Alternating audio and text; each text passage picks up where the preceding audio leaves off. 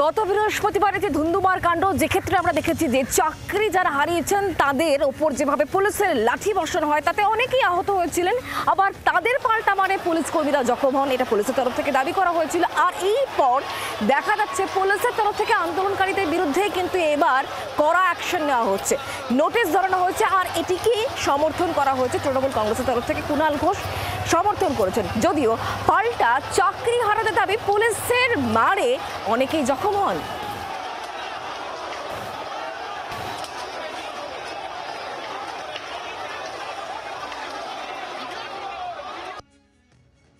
সারাদিন পুলিশ হস্তক্ষেপ করেনি, কিন্তু বিকাশ ভবনের ভেতরে থাকা কর্মীরা, মহিলারা, তারা যখন বাড়ি যেতে চাইছেন তাদের আটকে দেওয়া হচ্ছে, তখন পুলিশকে হ্যাকেল করা হচ্ছে।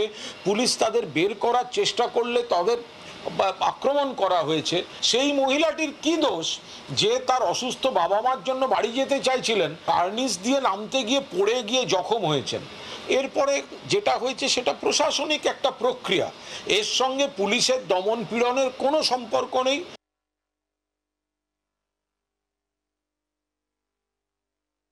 অত্যাচার করেছিল, পাশবিক অত্যাচার করেছিল বলেই শুয়ে পড়তে হয়েছিল, শুয়ে শুয়ে পেটানো হয়েছিল।